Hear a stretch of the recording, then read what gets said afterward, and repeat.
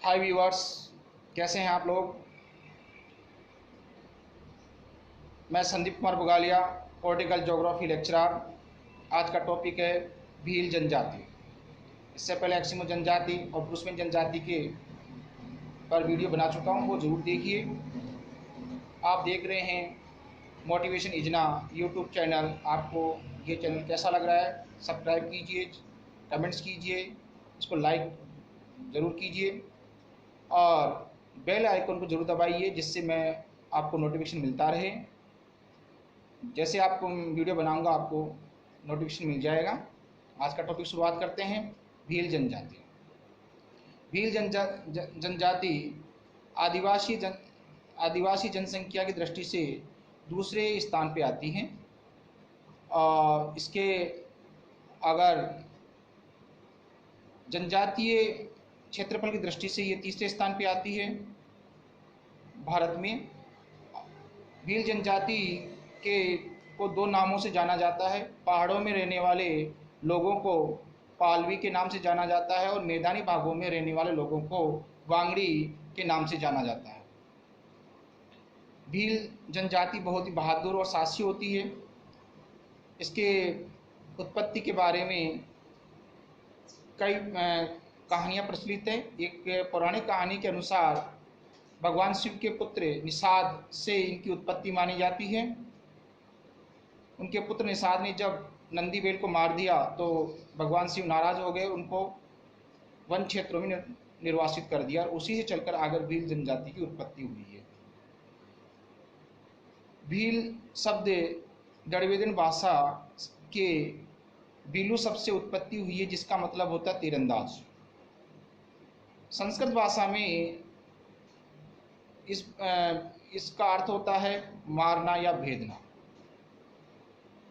ये लोग बहुत ही साहसी होते हैं और निष्पक्ष होते हैं और चोरी करना ये पाप समझते हैं और आज़ादी प्रेमी होते हैं। इनकी विशेषता है ये। इनका उल्लेख महाभारत काल में एकलव्य और रामायण काल में इनका उल्लेख सबरी के रूप में मिलता है। जब राम सबरी से मिलने आते हैं तो एक वहाँ पे इसका वर्णन मिलता है। कर्नल टॉड के अनुसार अकबर के खिलाफ युद्ध के समय महाराणा प्रताप की सहायता भीलों ने की उनके विकट समय पे। तो इस प्रकार ये विकट परिस्थितियों में भी सहायता करने वाले लोग हैं। भील जनजाति के नाम से अनेक राजस्थान के जिलों के नाम पड़े। मुख्य रूप से कोटा का नाम कोटिया भील के नाम से पड़ा। ऐसे ही बांसवाड़ा का नाम बांस या भील से पड़ा और उदयपुर का नाम देववा भील के नाम से पड़ा, जो पहले यहाँ शासन किया करते थे। बाद में इनको मार दिया गया और अन्य राजपूत राजाओं ने यहाँ पे शासन किया। इनके रंग रूप, इनका रंग काला होता है, गहरा काला होता है। ये नाटे कद के होते हैं, बाल काले पर रूखे होते हैं और ये बहुत ही हष्टपुष्ट होते हैं। सुडौल शरीर होता है इनका। ये बहुत ही परिश्रमी और ईमानदार होते हैं। इनकी आंखें लाल होती हैं, जबड़ा बाहर निकला हुआ होता है। तो ये इनकी विशेषताएं। तो विशेषताओं में आपको ये याद रखना है, इनके लाल आंखें हैं, बाल काले होते हैं और रूखे होते हैं, जबड़ा बाहर निकला हुआ होता है, नाक इनकी चौड़ी होती है। ये इनकी विशेषताएं आपको याद करनी है। अगला टॉपिक हम लेते हैं, वह है निवास क्षेत्र। ये किन प्रदेशों में निवास करते हैं। तो आप अगर याद रखने वाली बात है, सारे जो राज्यों 3-4 राज्य हैं उनको एक ही एरिया में पढ़ते हैं। तो जैसे राजस्थान, मध्य प्रदेश, गुजरात और महाराष्ट्र, ये 4 राज्यों की पर्टिकुलर एरिया में ये लोग रहते हैं। पहाड़ी क्षेत्र, ये विशेषकर पहाड़ी क्षेत्रों में रहते हैं। तो अरावली पर्वत राजस्थान में, सतपुड़ा और विंध्य पर्वत श्रृंखला, इस एरिया में ये लोग रहते हैं। तो ये पर्वतीय क्षेत्रों में निवास करते हैं, दुर्गम पर्वतीय क्षेत्रों में विशेषकर निवास करते हैं ये लोग। यहाँ मानसूनी प्रकार की जलवायु पाई जाती है। यहाँ बारिश अच्छी होती है, इसलिए बांस आदि के पेड़ उगते हैं। और जिलेवार इनका विस्तार राजस्थान के अंदर जो मुख्य रूप से ज़िले हैं वो बांसवाड़ा, डूंगरपुर, उदयपुर और चित्तौड़ है। मध्य प्रदेश में रतलाम, झाबुआ है। महाराष्ट्र में औरंगाबाद, जलगांव, नासिक जिले। गुजरात में बड़ौदा जिला प्रमुख है। तो ये जिलों के हिसाब से इनका विस्तार हो गया। ये जिस प्रदेश में रहते हैं वहाँ 33% भूभाग पर वन पाए जाते हैं। पर वर्तमान समय में मिट्टी का अपरदन, वनों का अपक्षय यानी कि वनों की कटाई का बढ़ना और इनकी जनसंख्या बढ़ना इनके लिए समस्या का कारण बनती जा रही है। अगला जो टॉपिक लेते हैं वो आर्थिक क्रियाकलाप। आर्थिक क्रियाकलाप, क्योंकि ये वन प्रदेशों में रहते हैं और ये आदि प्रकार की कृषि करते हैं और साथ में ये खाद्य संग्रहण का कार्य भी करते हैं। तो इनके 3 काम हो गए, खाद्य संग्रहण, आखेट और आदिम कृषि। साथ में पशुपालन भी करते हैं। पशुपालन में कुक्कुट यानी मुर्गी पालन, दुधारू पशुओं का पालन, बकरी, भेड़, बकरी, गाय, भैंस आदि के पालन करने लगे। आदिम कृषि करते हैं। और इसके अलावा आखेट ये करते हैं। ये आखेट में ये सभी जो जंगली जानवरों का शिकार करके ये अपना काम लेते हैं। विशेष रूप से कृषि में ये चारे की फसल का उत्पादन करते हैं। तो यानी आपको याद रखना है, साग सब्जी चारे की फसल का उत्पादन करते हैं। यहाँ आपका टॉपिक ज़्यादा इसमें कुछ नहीं है आपके लिए। और पशुओं के पालन में आप गाय, भैंस, कुक्कुट पालन का आप काम लिख सकते हो। ये छोटा सा टॉपिक है।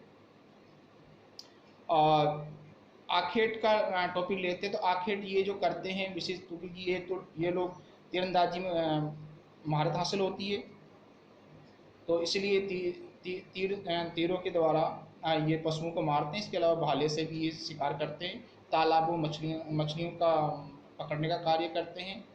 और वर्तमान में जो भील है वो 80% भील है वो है कृषि कार्य करने लगे हैं। इन शिकार की निर्भरता इनकी कम हो गई है। जो कृषि करते हैं वो 2 प्रकार की होती है। चीमाता, पहाड़ियों में जो कृषि करते हैं उसे चीमाता कहा जाता है, क्योंकि पहाड़ ये इसे झूमिंग के नाम से भी जाना जाता है या स्थानांतरित कृषि भी कहते हैं। भूगोल के विषय के हिसाब से स्थानांतरित कृषि झूमिंग को कहते हैं ऐसी, और इनकी भाषा में इसे चीमाता कहते हैं। और ये जो मैदानी भागों में जो ये फसल उत्पादन करते हैं उसे दजिया कहा जाता है। तो ये आपके टॉपिक है दजिया और चीमाता। जो नेक्स्ट टॉपिक लेते हैं वो भोजन। खाने में ये सभी मांसाहारी और शाकाहारी दोनों प्रकार के खाद्यान्न का उपयोग करते हैं। तो खाने में विशेष रूप से मक्का का उत्पादन करते हैं। तो क्योंकि झूमिंग कृषि करते हैं, जिस पर्टिकुलर एरिया में लोग रहते हैं वहाँ पर मिट्टी के अंदर लवणता की उर्वरकता की कमी होती है, इसलिए मक्का का उत्पादन ही ज़्यादा हो पाता है। इसके अलावा लापसी, राबड़ी का भी सेवन करते हैं लोग। और ये उत्सव जब इनके को त्यौहार वगैरह मनाते हैं तो उस समय ये लोग चावल का उपयोग करते हैं। चावल को ये चोखा कहते हैं। चोखा याद रखने वाली बात है, चोखा। Okay, right. तो ये इनके खाद्यान्न हो गए। जो अगला पॉइंट हम लेते हैं, अच्छा इसमें एक और रह गया आपका पॉइंट, ये मदिरा पान करते हैं, महुआ की शराब का उपयोग करते हैं। तो ये इनके टॉपिक हो गए आपके। तो इसमें चोखा याद रख लेना और ये मदिरा पान करते हैं जो महुआ से बनी होती है, और बाकी कुछ नहीं इसमें आपके। अगला जो पॉइंट लेंगे वह है वस्त्र लेंगे। तो वस्त्रों में वस्त्र का जो टॉपिक है उसमें आप याद रखने वाली बात है कि ये आज़ादी से तक समय तक जंगलों में रहते थे। उनके पास वो कुछ वस्तु नहीं थी, तो पेड़ों की छालों से ये अपने तन को ढकते थे, वो भी कमर के नीचे तक का, ऊपर का हिस्सा में कुछ नहीं। यानी कि ये पेड़ों की छालों से नेकर, पुरुष नेकर बनाते हैं और घाघरा टाइप में औरतें पहनती थी। वर्तमान समय में जो पुरुष लोग हैं वो धोती, कुर्ता और साफा का उपयोग करते हैं, और महिलाएं वर्तमान समय में ये घाघरा, लुगड़ी और कांचली का उपयोग करती है। छोटे जो बच्चे हैं वो लंगोट पहनते हैं, तिकोनी लंगोट टाइप में पहनते हैं, और जो छोटी बच्चियां हैं, जो लड़कियां हैं, वो घाघरा और लुगड़ी का उपयोग करते हैं। तो ये इनके प्रमुख हो गए। इसके अलावा इनके आभूषणों में पीतल, निकल और जस्ता, याद रखने वाली बात है, इनके आभूषणों में पीतल, निकल और जस्ता का उपयोग करते हैं। इसके अलावा लाख के चूड़े या चूड़ियाँ और शीशे की चूड़ियों का उपयोग करते हैं आभूषणों के रूप में। निर्वास गृह, अगला जो पॉइंट आपका है निर्वास गृह। निर्वास गृह के अंदर ये लोग जो घर बनाते हैं, तो आपको ध्यान रखने वाली बात है, किसी भी एरिया में जो घर बनेगा वो आसपास की चीज़ों का उपयोग करके बनाया जाता है।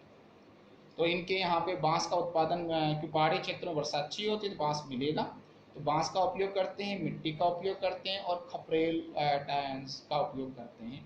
तो इनसे ये घर बनाते हैं। और इनको नीपने के, अपने रूरल एरिया में जो नीपने के लिए गोबर, घास और गोबर और इसके अलावा मिट्टी का प्रयोग करके और उसको नीपते हैं और दीवारों को उससे नीपा जाता है। तो ये इनके घर भी अच्छा, घरों के साथ साथ ग्रामीण क्षेत्रों में सभी को मालूम है कि जो पालतू पशु होते हैं वो घर के पास ही बांधे जाते हैं, तो ये इम्पोर्टेंट है इनका। अगला इसी में अब एक और रखने वाली बात है कि इनके घरों को क्या क्या कहा जाता है। तो घर जो होते हैं, जो सघन बस्तियां होती हैं, छोटे गांव होते हैं, ज़्यादा बड़े गांव नहीं, तो छोटे छोटे गांवों में ये निवास करते हैं। और विशेष रूप से जो थोड़ी ऊंचाई पे बने हुए भूभाग पर ये अपने घर बनाते हैं। ये भी याद रखने वाले कि ये विशेष रूप से ऊंचे भागों पर अपना घर बनाते हैं। छोटे गांव, जो छोटे समूह होते हैं उन्हें फला कहा जाता है और बड़े को पाल कहा जाता है। तो दो टॉपिक याद रखना अपने को कि छोटे गांवों को फला कहा जाता है और बड़े गांव को पाल कहा जाता है। ठीक है, तो यहाँ अपने दो टॉपिक याद रखने वाली बात है। ठीक है, नेक्स्ट टॉपिक लेते हैं औजार एवं बर्तन। अब औजार इनके जो इनके जानवरों के शिकारों के लिए कौन कौन से, धनुष बाण, तलवार, खंजर आदि प्रमुख अस्त्र है। इसके अलावा आजकल आधुनिक समय में बंदूक का उपयोग भी, जो धनी भील जाति के लोग हैं वो बंदूक का प्रयोग भी करते हैं। तो ये याद रखने वाली बात है। नेक्स्ट, अच्छा, एक पक्षियों को पकड़ने के लिए एक जाल फंदा होता है, उसे फटकिया कहा जाता है। तो याद रखना कि पक्षियों को पकड़ने के लिए जो फंदा होता है उसे फटकिया कहा जाता है। तो ठीक है, यहाँ तक ये अपना टॉपिक हुआ। आगे चलते हैं। आगे है कि अच्छा, बंदूक का हो गया, बर्तन हो गया। बर्तन, अच्छा, बर्तनों में क्या, मिट्टी के बने हुए बर्तन का उपयोग ये लोग करते हैं। याद रखने वाली बात है कि ये किससे क्या करते हैं, मिट्टी के बने बर्तन। और मक्का पीसने के लिए चाकी, जो हमारे रूरल एरिया में सभी के पास होता है, तो चाकी का उपयोग करते हैं। और बांस का बनना एक पालना होता है जो इनका सभी का उपयोग करते हैं। ठीक है, ये इनके प्रमुख हर घर में ये उपलब्ध होता है। अब अगला टॉपिक लेते हैं सामाजिक संस्कृति। इनके समाज में कैसी संस्कृति मौजूद है। तो पहली बात है कि यहाँ पे पितृसत्तात्मक परिवार होते हैं, यानी पिता का ही शासन चलता है, यानी जो भी डिसीजन लिया जाता है पिता के द्वारा लिया जाता है, उसे पितृसत्तात्मक परिवार कहते हैं। तो डिफिनेशन याद कर लेना, पिता के द्वारा जो पिता का कहा माना जाता है उसे पितृसत्तात्मक परिवार कहा जाता है। चलिए आगे चलते हैं इसी टॉपिक को लेके।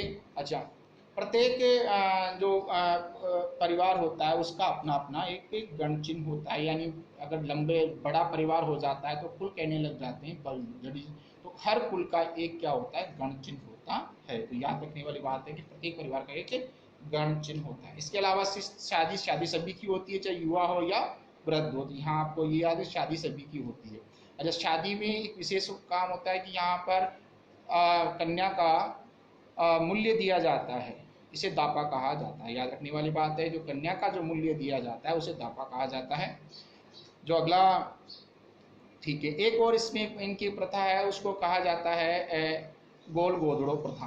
तो ये जो गोदड़ो जो प्रथा है, ये क्या है कि जो स्वयंवर टाइप में है कि कोई मेलों में या कहीं पे कोई युवक अपनी शूरवीरता दिखाता है तो वह किसी भी लड़की को पसंद कर सकता है। तो इनमें ये विशेष एक प्रथा मौजूद है। ठीक है, तो एक प्रथा याद रखनी है आपने को। दो चीजें हुई इसमें, एक तो दापा, गणचिन्ह, गणचिन्ह याद रख लीजिए, दापा याद रख लीजिए। और गोल गोदड़ो प्रथा, जिसमें कोई युवक अपनी शूरवीरता से किसी दिखाकर वह लड़की को पसंद करने का हक रखता है। चलिए ठीक है, यहाँ तक अपना टॉपिक हुआ। अगला टॉपिक है ये होली दिवाली सभी प्रकार के त्यौहार बनाते हैं और घूमर और गेर नृत्य इनके प्रमुख हैं। इसके अलावा ये इनका एक मेला लगता है जो विश्व प्रसिद्ध मेला है, इसको अर्धकुंभी कहा जाता है, उसे बाणेश्वर धाम पे लगता है। त्रिवेणी संगम है, सोन माही और जाखम नदियों के संगम पे लगता है, ये डूंगरपुर में है। अच्छा, तो अब यहाँ पे ये क्या करते हैं, यहाँ पे ये आग जलाते हैं और उसके चारों तरफ नाचते हैं, तो ये गीत वगैरह गाते हैं। हाँ, होली के समय ये विशेष काम करते हैं। होली के समय ये काफ़ी दिनों तक अपने गीत वगैरह गाते और नाचते गाते रहते हैं। अच्छा, अच्छा, इसके अलावा यहाँ बाणेश्वर धाम पर एक जो मंदिर है वह लक्ष्मी नारायण जी का मंदिर है। वहाँ रासलीला होती है, रात भर ये रासलीला चलती रहती है, जिसका ये लोग आनंद लेते हैं। ठीक है, तो ये टॉपिक हो गया। तो अपने को एक इनके जो नाग, अच्छा, एक तो नाग देवता की पूजा करते हैं, फिर इनके जो एक मेला लगता है जनवरी फरवरी के महीने में, माघ महीने में जो जनवरी फरवरी में मेला लगता है। तो ये याद रखना है अपने को, जनवरी फरवरी में क्वेश्चन आता है, कई बार IAS तक के क्वेश्चन आते हैं कि मेला कब लगता है, जनवरी फरवरी के महीने में। ठीक है, तो ये आपका हो गया। चलिए, अच्छा, यहाँ इसमें किसकी आराधना करते हैं, एक विशेष रूप है शिव जी की आराधना करते हैं ये लोग, इसकी ये विशेष रूप से शिव की आराधना करते हैं। आपको मालूम है कि वो निषाद से इनकी उत्पत्ति मानी जाती है, इसलिए ये शिव जी के बहुत बड़े उपासक होते हैं, शिव और पार्वती दोनों के। ठीक है, यहाँ आपको ये याद रखने वाली बात है, ये उपासक है। मेला हो गया आपका ये टॉपिक का। अच्छा, इसमें एक और आगे चलते हैं इसी टॉपिक में। ये जब कोई विकट समस्या आती है तो लोगों को इकट्ठा करने के लिए ये ढोल बजाकर आपातकाल का संदेश देते हैं और एक जय घोष करते हैं, फायरे फायरे फायरे। तो एक वर्ड है इनका, जय घोष के लिए फायरे फायरे वर्ड का प्रयोग करते हैं। तो ये इसको रण घोष भी कह सकते हैं। तो ये जब कोई समस्या आती है तो ये उस वर्ड का फायरे फायरे वर्ड का उपयोग करते हैं। ठीक है ना। नेक्स्ट, इनके मुखिया, अब ये हर समाज में एक मुखिया होता है, इनके भी समस्त पाल के मुखिया को गेमेती कहा जाता है, गेमेती। ओके, राइट, याद रखने वाली बात है, गेमेती। ओके, तो ये याद रखना है, समस्त पाल के मुखिया को गेमेती कहा जाता है। राइट, यहाँ हो गया। इस पूरे टॉपिक में आपको क्या क्या याद रखना है, पहला आ गया गण, फिर आ गया दापा, फिर आ गया गोल गोदड़ो। ठीक है, और नेक्स्ट ये आ गया आप किसकी, ये नाग देवता की पूजा करते हैं, होली दिवाली मनाते हैं। ठीक है, और नेक्स्ट क्या है, नेक्स्ट है इसमें ये बाणेश्वर धाम, शिव जी, लक्ष्मी नारायण जी का मंदिर। ओके, और फिर किस महीने में, जनवरी फरवरी के महीने में। नेक्स्ट, ठीक है, तो इस प्रकार हर चीज को रिपीट जब पढ़ने बैठे या जब याद करें तो इन चीज़ों को छोटे छोटे पॉइंटों को याद किया करो, लेंथी याद नहीं करके हर चीज़ को शॉर्ट टर्म में याद करना इम्पोर्टेंट होता है। चलिए अगला पॉइंट लेते हैं। चलो, फायरे हो गया, ये हो गया। नेक्स्ट लेते हैं, गेमेती हो गया। चलिए, अच्छा, और जो इनके मार्गदर्शक होता है, एक वर्ड होता है वो बोलावा, एक जो बुलाते हैं मार्गदर्शक को बोलावा कहा जाता है। राइट, तो नेक्स्ट, तो ये टॉपिक हो गया अपने। नेक्स्ट लेते हैं सामाजिक जीवन। इनका सामाजिक जीवन कैसा होता है, ये पितृवंशी गोत्र होते हैं, कि पिता के गोत्र के अनुसार ही उस बच्चे की गोत्र होते हैं, तो वो उनको टाला जाता है जब शादी की जाती है और उसको अटक कहा जाता है। इनमें कई प्रकार की शादियों का प्रचलन है, मोर बंदिया विवाह, अपहरण विवाह, देवर विवाह, विनिमय विवाह और क्रय विवाह। तो एक सिर्फ मोर बंदिया विवाह में 7 फेरे होते हैं, जैसे हिंदू संस्कृति के अनुसार फेरे लिए जाते हैं, तो मोर बंदिया विवाह में ही फेरे लिए जाते हैं। मोर बांदिया विवाह में ही फेरे लिए जाते हैं। तो ये याद रखने वाले टॉपिक है। ठीक है, ये भोग पे इनमें हर क्योंकि जो भी प्राकृतिक अवस्था में जो निवास करते हैं वो हमेशा डरे हुए होते हैं, तो वो जादू टोने अंधविश्वास में विश्वास करते हैं। इनकी जो भोपा होता है जिनको इन आपदाओं को दूर करता है, बीमारियों को दूर करता है। और बस ये टॉपिक है, इसमें कुछ ज़्यादा कुछ नहीं है, ये याद करने वाले। अच्छा, तो नेक्स्ट बात करेंगे अपन। अच्छा, इनके प्रमुख नृत्य हो गए गौरी और घूमर, गेर नृत्य हो गए। अच्छा, गौरी सावन मास में जब बरसात होती है तो सावन मास लगता है, तो ये पार्वती जी की पूजा करते हैं, जिसे गौरी के रूप में मानते हैं, उसको बहुत उत्सव से मनाते हैं। इसके अलावा इनके कई अन्य लोकल देवी देवताएं हैं, हिंदू देवी देवताओं के अलावा और भी देवताओं को मानते हैं। उसमें बिरसा मुंडा ये वो आदिवासियों के लिए अंग्रेजों के समय इन्होंने लड़ाई ली। इसके अलावा काला घोड़ा जी इनके देवता हैं, माता जी है, गोविंद गुरु जी हैं, तो ये इनके प्रमुख देवी देवता हैं। अगला जो टॉपिक लेंगे हम, आधुनिक संस्कृति के से संपर्क। आधुनिक संस्कृति से संपर्क, ये जब से आधुनिक संस्कृति संपर्क में आए थे, चतुर चालाक हो गए हैं। ये बाजार में जाना, वहाँ पे काम करना, नौकरियाँ करना आदि काम में आजकल ये हो गए। इनके रहन सहन खान पान में आमूलचूल परिवर्तन आया है। और सरकारी आदिवासी क्षेत्रों में वो विशेष सहायता दे रही है, उनके बच्चे एजुकेशन में भी आगे बढ़ रहे हैं और हर क्षेत्र में ही आगे बढ़ रहे हैं। धीरे धीरे इनकी जो संस्कृति है वो विलुप्त होती जा रही है, तो ये भी एक समस्या, पर वो आगे बढ़ रहे हैं, इससे तो इनकी संस्कृति विलुप्त हो गई। तो आपको ये वीडियो कैसे लगा? फिर कह रहा हूँ, आपको छोटे छोटे पॉइंटों को याद करना है, छोटे छोटी चीज़ें क्लियर कर लो, बाकी सब चीज़ें सभी जनजाति में एक समान सी मिलेगी आपको छोटे छोटे टॉपिक को क्लियर करना है। तो आपको ये वीडियो कैसा लगा, इसको ज़रूर लाइक और शेयर कीजिए। ओके, सभी को शुभकामनाएं, अच्छी तैयारी कीजिए आप लोग, और नेक्स्ट वीडियो जल्दी लेके आ रहा हूँ। Okay, good bye.